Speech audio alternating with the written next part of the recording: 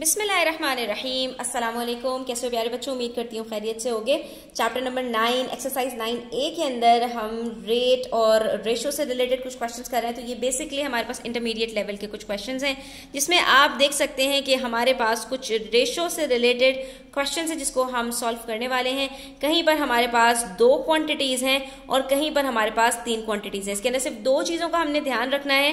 कुछ tips and tricks आपके साथ शेयर करूंगी जिससे आपके क्वेश्चंस बहुत सिंपल, बहुत इजी हो जाएंगे। वीडियो एंड तक देखिएगा, कहीं पर स्किप मत कीजिएगा, तो इंशाल्लाह ये क्वेश्चंस आप बड़ी आसानी से सॉल्व कर पाएंगे। स्टार्ट करते हैं और देखते हैं इस क्वेश्चन को हम किस तरह से सॉल्व कर सकते हैं। क्वेश्चन नंबर 9 पार्ट 1 में हमसे कह रहे हैं कि हमारे पास 2 क्वांटिटीज हैं। तो हमने सबसे पहले जो चीज देखनी है स्टूडेंट्स वो ये है कि हमारे पास जो यूनिट्स गिवन है क्या वो इक्वल है या वो इक्वल नहीं है। तो सबसे पहले हमें क्या करना पड़ेगा, हमें अपने यूनिट्स को इक्वल करना पड़ेगा ताकि हमारा जो रेशो है वो बिल्कुल एक्यूरेट आए। अगर हम इनको इक्वल नहीं करेंगे तो हम अपनी क्वांटिटीज को गलत तरीके से सॉल्व करेंगे। ठीक है, तो सबसे पहले हमने क्या करना है, किलोग्राम्स और ग्राम्स क्योंकि अलग अलग क्वांटिटीज हैं तो हम इनको जो है वो यूनिफॉर्म करें, एक जैसा बनाएं। तो ज्यादा आसान बात ये होती है कि आप किलोग्राम को ग्राम्स के अंदर कन्वर्ट कर दो। जो बड़ी क्वांटिटी है उसको छोटी जो क्वांटिटी है उसके अंदर कन्वर्ट कर दो। बड़ी से मेरा मतलब बड़ा जो यूनिट है आपके पास उसको, तो आपके पास होल नंबर में आंसर आ जाता है। अब यहां पर हमारे पास फ्रैक्शन में दिया हुआ है, हम सबसे पहले क्या करेंगे, इसको मिक्स नंबर को कन्वर्ट करेंगे इम्प्रॉपर फ्रैक्शन में। और इम्प्रॉपर फ्रैक्शन में कन्वर्ट करने के बाद हमें पता है कि 1 किलोग्राम में 1000 ग्राम्स होते हैं। तो जो भी हमारे पास आंसर आएगा हम उसको 1000 से मल्टीप्लाई कर देंगे और हमारा आंसर यहां पर आ जाएगा। पहले स्टेप में हमने सिर्फ कन्वर्ट किया 4 होल 1/5 को इम्प्रॉपर फ्रैक्शन में किया तो 21/5 किलोग्राम्स आया। फिर हमने कहा हम इसको ग्राम्स में कन्वर्ट करते हैं तो 1000 से मल्टीप्लाई किया। जब 1000 से मल्टीप्लाई किया तो 5 और 1000 सिंप्लीफाई होकर हमारे पास यहाँ पे 200 बचा। 200 को हमने 21 से मल्टीप्लाई कर दिया और आंसर आ गया हमारे पास 4200 ग्राम्स। अब ये वाली क्वांटिटी भी हमारे पास ग्राम्स में आ गई और ये ऑलरेडी हमारे पास ग्राम्स में गिवन है। तो हमने यहाँ पर लिख देना है कि 4200 ग्राम्स रेशो हमारे पास है इसके साथ 630 ग्राम्स का। अब आप देख सकते हैं कि लाइक विद लाइक हमारे पास यहाँ पर रेशो गिवन है। इसको सिंप्लीफाई करना है हमने सिंपली, तो हम क्या करेंगे, इसको कन्वर्ट कर देंगे फ्रैक्शन में। जब 2 क्वांटिटीज हो उसका आपने रेशो निकालना हो तो ज्यादा बेहतर ये होता है कि आप उसको कन्वर्ट कर दें किसमें, फ्रैक्शन के अंदर। इसको सिंप्लीफाई करना आसान होता है। 0 0 से कट हो गया। उसके बाद हम देख रहे हैं कि दोनों जो हमारे पास नंबर्स हैं वो 3 से सिंप्लीफाई हो सकते हैं। ठीक है, क्योंकि 2 से सिंप्लीफाई नहीं हो सकते। 63 हमारे पास ऑड नंबर है। ठीक है, तो हम यहाँ पर इसको सबसे पहले 3 से सिंप्लीफाई करते हैं। तो ये 3 2 जार 6, 3 1 जार 3, 21 बचा और यहाँ पर हमारे पास बचा 140।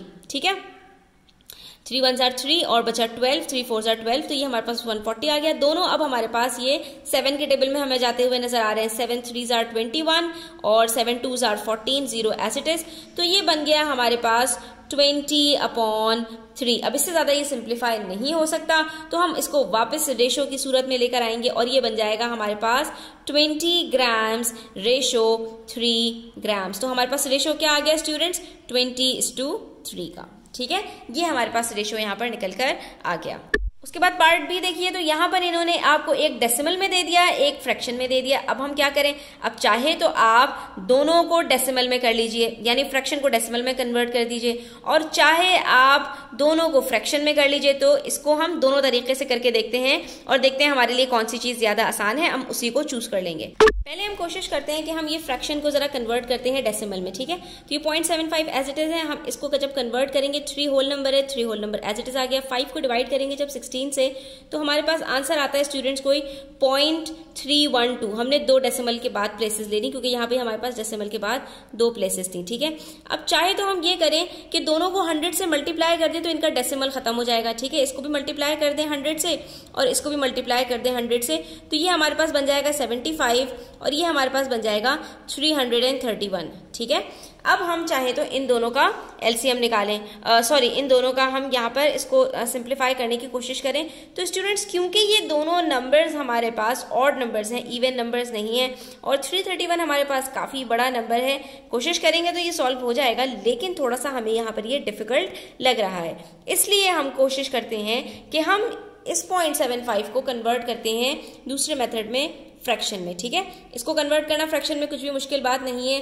फ्रैक्शन में डेसिमल को कैसे कन्वर्ट किया जाता है, सिंपल है। जो आपका डेसिमल है इसको आप जितनी प्लेसेस इसके बाद दी गई हैं आप उसको उतना आगे कीजिए और नीचे 1 के साथ उतने जीरोस लगा दीजिए। जैसे यहाँ पे डेसिमल के बाद 2 प्लेसेस हैं तो यहाँ पर हमने नीचे 2 जीरोस लगा दिए, ये बन गया हमारा 75/100।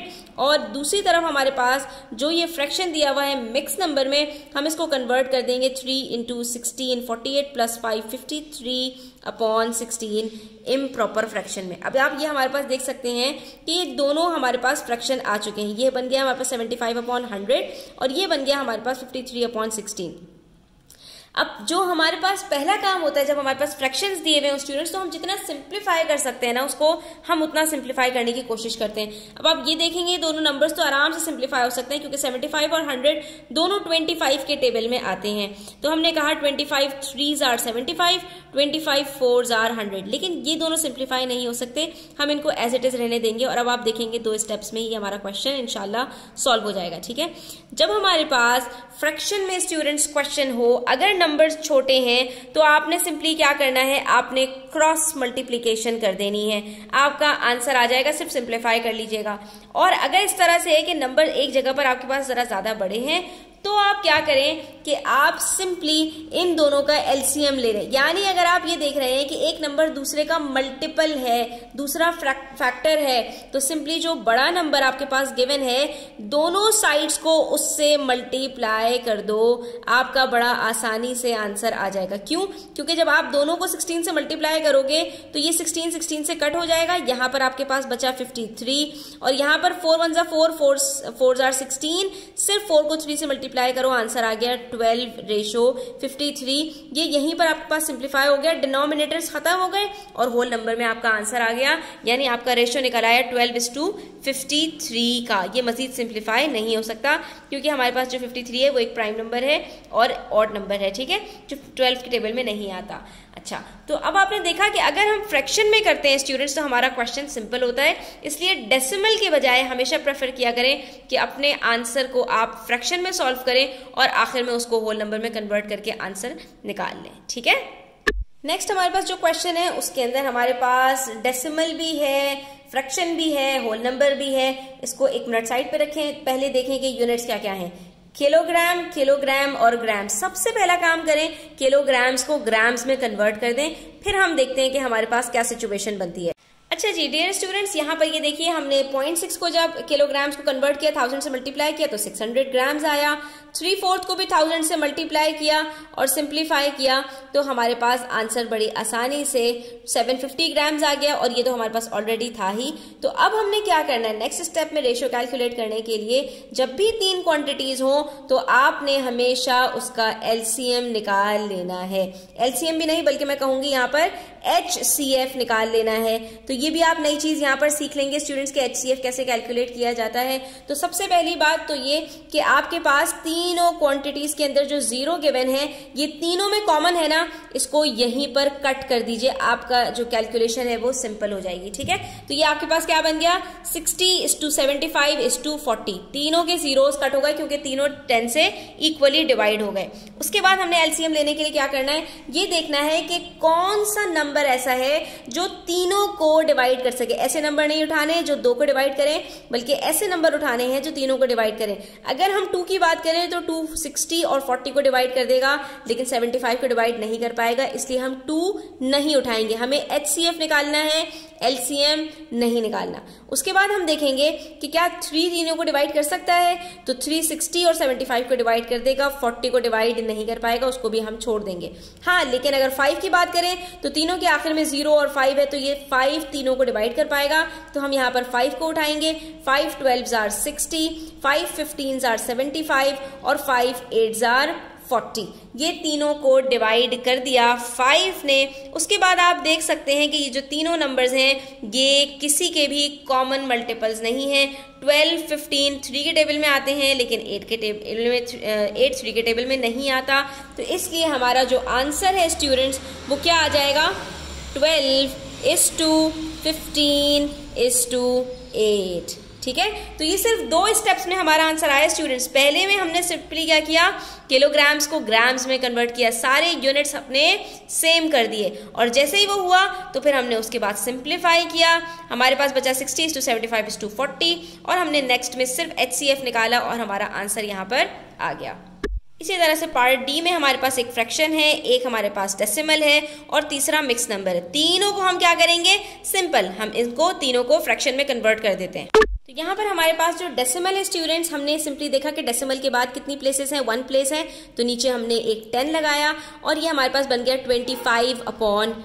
25/10 दोनों 5 से सिंप्लीफाई हो सकते हैं, 5 2s are 10, 5 5s are 25, तो हमारे पास फ्रैक्शन बन गया ये 5/2, और ये 3 4s are 12 प्लस 3 15, तो हमारे पास ये आ गया 15/4। नेक्स्ट स्टेप के अंदर क्या करते हैं, जब तीनों फ्रैक्शंस हो, तो जब हमारे पास 2 वैल्यूज थी तो वहां पर तो हमने सिंपली क्या किया था, क्रॉस मल्टीप्लाई कर दिया था।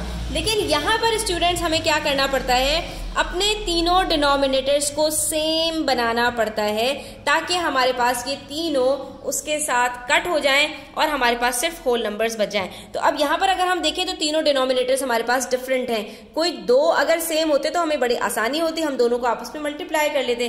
लेकिन यहाँ पर एक फायदा हमारे पास ये है कि 2 और 4 आपस में मल्टीपल और फैक्टर हैं, इसलिए हम 2 को यहाँ पर इग्नोर कर सकते हैं। हम सिंपली क्या करेंगे, 3 और 4 को मल्टीप्लाई करेंगे तो हमारे पास जो आंसर आएगा वो तीनों का कॉमन मल्टीपल होगा। 3 के टेबल में भी 12 आता है, 2 के टेबल में भी 12 आता है और 4 के टेबल में भी 12 आता है। आपने सिर्फ यही कोशिश करनी है कि आपको सिर्फ कोई 2 नंबर उठाने पड़े, तीसरा नंबर आपके पास किसी का फैक्टर निकल आए, ठीक है। तो ये 2 हमारे पास 4 का फैक्टर था, हमने सिर्फ और सिर्फ 4 और 3 को मल्टीप्लाई किया और हमारे पास यहाँ पर, यानी बेसिकली हमने क्या किया, हमने तीनों का एलसीएम निकाल लिया। अब हम क्या करेंगे, तीनों को ऐसे नंबर से मल्टीप्लाई करेंगे कि वो 12 बन जाए।